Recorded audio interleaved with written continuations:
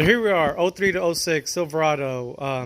This truck actually almost caught on fire due to the wiring that was done by a previous, I guess, installer. Um, this is the first time I'm actually looking at it, so I'm going to take you to a little tour just to kind of show you what's going on.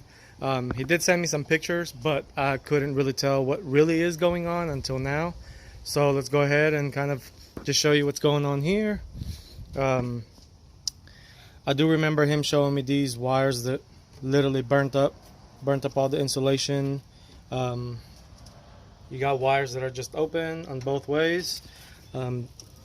I went ahead and told the customer that it's probably better to just get new fans, just because obviously this is what happened, and I can tell some of the wires travel to the motor of the fan, so I'm not going to risk installing everything and it damaging the new harness.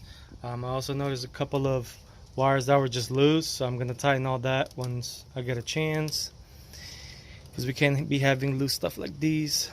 This is what causes arcing and possibly popping fuses. I'm going to go ahead and zip tie that courtesy. But here's the wire that were wired up here. Like I said, I'm not quite sure what this is, but it did look like the output might have melted. It's kind of hard to see, but it's right there. So it definitely got hot. It's either not working or not wired properly, which is obviously what caused this, or possibly one of these positive signal touch metal and cause it to arc and short out and more than likely burn it up. But also the trigger wire, we're not going to be using that. I'm going to be using new wiring harness or a new relay system, so it's going to turn on whenever the truck is running, so he doesn't have to mess with no switches.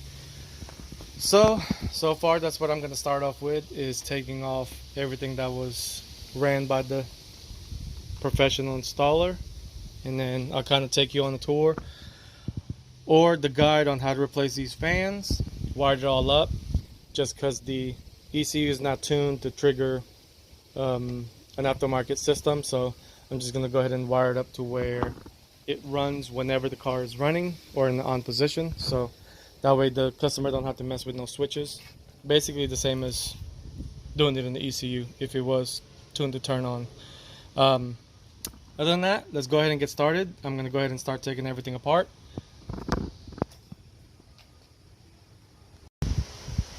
Alright guys, I went ahead and pulled the truck in because it is about 100 degrees, 102 here in Kansas. So I went ahead and pulled it a little bit just so I can start taking everything off. I'm going to start off by taking the relays that was installed here. It looks like this one is for a fog light, so I'm not going to take that off. But I did notice that they did run the fog light power, it looks like, along with the fan relays. So that kind of, I would assume that's what caused it. Then again, there is no fuse in the system, so that's another reason why it could have overloaded and there's no fuse to pop. And as you can see, it pretty much burned the insulation all the way to the copper, so that's definitely not a good situation. I'm gonna go ahead and tighten all these up as well, mount this, and then unplug all that, and then take the old fans off while we wait for the other one, and then let's get to it. So I begin the process of removing everything. As you can see, that thing is so burnt up, so it's pretty much no good. I did trace some of the wires that were burnt up, like this one. I'm not sure what it does, but that's being taken out. Fog light harness, not sure what's going on with that either. Not sure what that is, but looks like it's for the brake system, so I will leave that alone. I will, however, kind of clean this up and at least use some heat shrink. Can't really leave it like that, so I'll go ahead and kind of start cleaning everything up. I did have to remove this bar to get the fuse box cover, which is 13 millimeters, so 4 bolts, 1 2 3 4. So I'll go ahead and I guess start cleaning this one up just to get it out of the way. And then we'll continue doing everything else and start removing everything and get them all out. I went ahead and kind of took care of some of the stuff. Just the butt connector with the heat shrink built in. It has the glue inside as well, so it'll kind of keep it from water getting in there and corroding it. So just to kind of get that out of the way. I also added the for this fog light harness just to kind of get it ready. I'm not quite sure if that's power or not, but I wasn't going to mess with it too much. Yeah, I still need to go ahead and continue taking this apart. Oh, it's actually, I forgot it was already apart. So here's the harness. We'll put that aside for now. We're going to go ahead and take this apart and get to the fan so I can use it to insert the zip tie style that holds it together, so that way we can get that fan out of the way. Man, there's a lot more things in here to be fixed than kind of I expected, but I will try my best to kind of help him out a little bit. That way you can get this thing tuned and not overheat. So we'll move on to the next step and I'll show you what I did. So after taking some wires off, I did find out that there is no nut that's pushing this down. I did find that it is a power, so there it is. So more than likely, that's where I'm going to tap the power signal for the batteries or for the relays, or I can get it from here. Don't really matter, but either way, instead of messing with the terminal, I'm going to go ahead and catch it from there. So I did find a nut, so that's what I'm going to use. I didn't think it's a locking nut, so that should work just fine. I'll put this aside for now and then move on to the next step. So next step, I'm going to go ahead and take this off. That way I can see the space in between the radiator and the condenser. So you can use some of these or one of these. If you don't have one, just use a flathead and just lift on the little slot right here. So this kind of makes it a little bit easier. Let me see if I can do it by one hand. That's one. So go ahead and take the rest off. Put this plastic behind and we'll be able to access the radiator from behind. So I went ahead and kind of loosened the radiator. It's just only held by 13 millimeter right here and right here, and then you'll be able to push it kind of towards the back so you have more room. Now you can kind of see all the mounting tabs for the fans. I'm going to go ahead and snip those off and pretty much pull the old fans out so I can get the wiring ready. So here was the outcome of the improperly wiring that the other guy professionally installed. Clearly it shows he heated up so much that it went all the way pretty much more than likely inside the motor. So this fan is pretty much trashed, so but it is what it is. I'll get the new ones in and get this guy going so he can get it tuned. So I just kind of did like some quick cleaning up. I did notice the intake air temperature wire was touching the hot side of the motor or the turbo, so I went ahead and just kind of zip tied it away. Same goes the other side of it.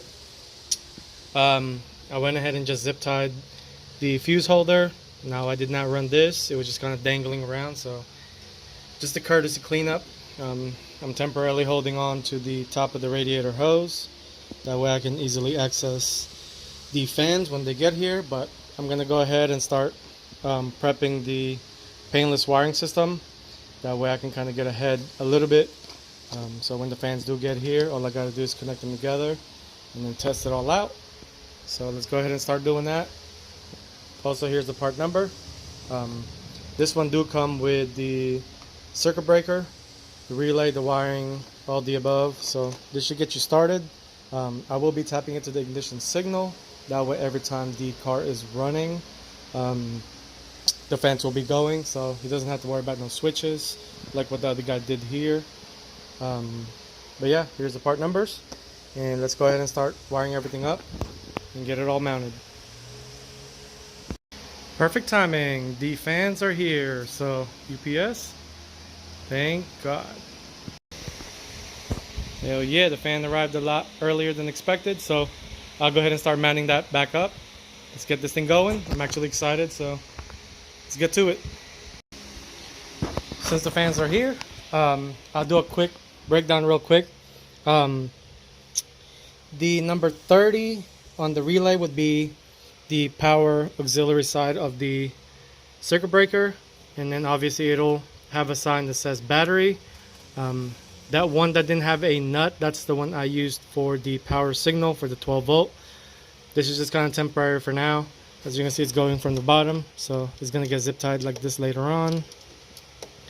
But yeah, the 30 would be the 12 volt constant supply.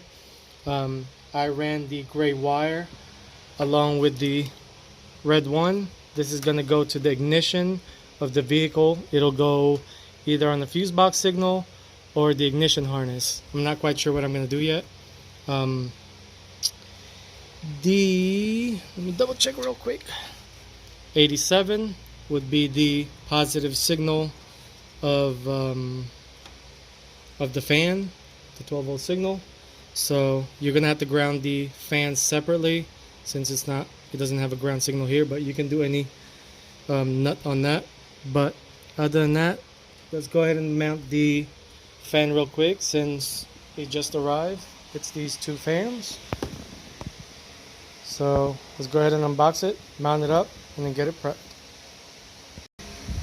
So first things first, you're going to be putting on the legs that came with the fans. It just slides in there. That's kind of how these things are going to be held. So this thing would go through the radiator fins, and then you will lock it in with one of these. Go ahead and put one of these foams, stick it on that way it kind of reduces the vibration. So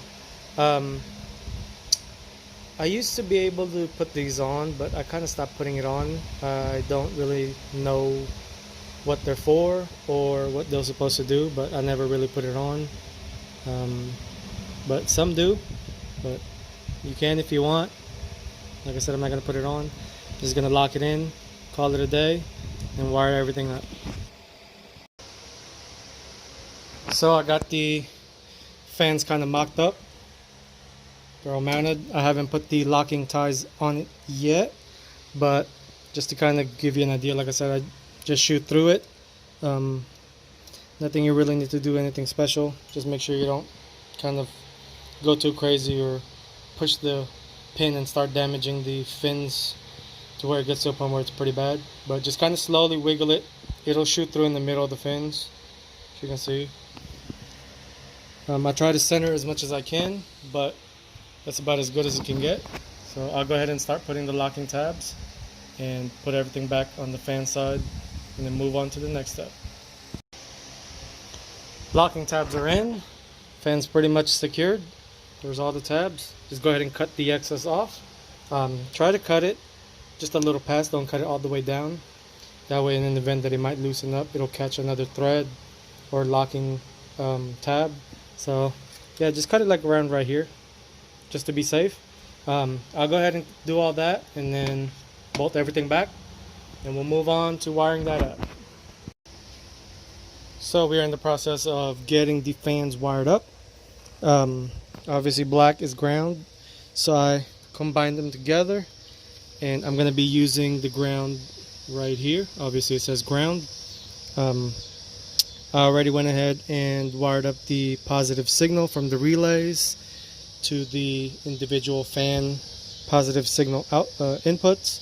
So make sure when you do the ground, try to scratch the surface. I use one of these. There's a 5-pack on Harbor Freight for like $4, so I already went ahead and sanded it down. Just because you don't really want it sitting on painted surfaces. This way it's getting full ground, which is the best kind of way to go about it. I already got the 8-gauge terminal since I'm using a thicker and larger wire for the ground, so I already went ahead and sanded it. So I'll go ahead and put back the 10mm bolt and then test everything out by touching the gray wires to positive and see if the fan turns on. Sorry for the lighting, it's kind of getting dark out here, but I'm still trying to finish everything up. As you can see, I got everything grounded right there. I'm going to be cleaning all that up with wire loom. So just in case you guys are wondering why I'm not using heat shrinks on some of these, I'm trying to kind of make this video to where a normal guy or a normal garage DIYer would do when they get this kit. I mean, granted, like I said, you can use a heat shrink if that's desired. I could have used it, but like I said, I wanted to do it so a normal DIYer without a lot of tools can do the same process and install for theirs. So I would, however, use a butt connector with a built-in heat shrink with the glue inside of it when you heat it up. That way it's going to be waterproof. So that I would recommend. Like I said, let's go ahead and test it. This is the gray wire. This is the positive trigger signal. So I'm just gonna touch, this is the 12-volt signal. So as you can see, they come on. So I'm gonna go ahead and run this inside the cabin. I guess I decided to put it on a toggle switch. That way, if he does want to use like an accessory, listen to the radio without the vehicle being on, he can also do that. I'm trying to see what else I could have left. It looks like that's all really there is to it, so I'm gonna go ahead and start looming all these up, kind of clean everything up, make everything look presentable. But so far that's where we are. I'm gonna go ahead and zip tie everything and then move on to the next one. So you guys seen the power and ground for the fans got all wired up. As you can see, it's already nighttime, but I'm still working on it. I did find a switch in his dash that's not being used, so I'm gonna go ahead and test this out. It'll be a 12-volt to 12-volt signal, so I'm gonna give this one a shot. That way he can still turn it on and off manually. And what I was gonna say, it's kind of getting late, so I'm kind of forgetting some things, but anyway, he can still turn it on and off with the switch, and it'll still be wired up to ignition. That way he could never leave it accidentally on and drain the battery. So in my opinion, that's a pretty good option. That way, safer than sorry. So I'll go ahead and test this out. If I recall, the two outputs, that's the one you hook up to 12 volt, and then this is the output. But like I said, I will test it with the voltmeter and see what I got. So here is the end result. This black wire right here, which is the middle port, that goes to the engine bay. It's going to get hooked up to those two gray wires. Those two sides, this will go to a ignition signal. This will also be fused, so I will be putting a fuse in between. I will show you what the wire is. It's the pink ignition right here. Make sure you test that as well before you start tapping in there. But I already know that that is the pink ignition wire, so I always advise to check it just to be sure. So that's already done. I'm gonna be putting some kind of ABS plastic deal in here. That way it keeps it from touching together. So just a little peace of mind. So let's go ahead and do that and move on to the next step. As I mentioned before, the pink is the ignition signal. So you can see the location should be that top one right there. So I got the test light in there. Let's see. Let's turn this on. Ignition. As you can see, it always gets power when the ignition is on. It turns back off. So that's what you need. That way you could never accidentally leave it, and the fan will drain the battery if you accidentally leave it. So this is just a safer way. Let's move on to the next step.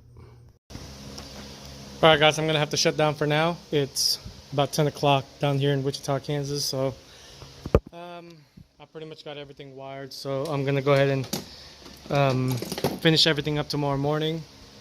There's not really much anything to do left, so I pretty much got everything ran. All the signal wire and all that stuff are already pretty much ran. Just got to zip tie a couple of things, and it should be all good tomorrow. So see you guys tomorrow morning. Alright everybody, I got everything finished. This is just a quick recap. Got the 2 fans mounted, everything secured, got all the wiring and stuff like that all ran, zip tied and not flapping. Just a quick breakdown. Here is the 12-volt signal for the circuit breaker. This one is the 12-volt signal output. It's the one that gets hooked up to the switch or whatever source you want to make it turn on. Here's the ground, and the bottom one is the positive signal that goes to the fan, and I used the ground from this mounting point right here. Overall, that's pretty much all there is to it. Hopefully you guys learned a little bit of wiring. Like I said, I didn't use any heat shrinks or anything like that, just because I wanted to show what the kit comes with. This is mostly for garage DIYers or weekend warrior type of thing. So, but you can use a heat shrink on those terminals if desired. Nothing will stop you from doing that, but I prefer to use whatever the kit comes with, so it'll mimic what you will be doing. Overall, this wasn't a hard install. So almost forgot the loom. Let's go check it out real quick inside. Basically, I got the ignition on the on position. You'll be able to hear the fans kick on, turning on.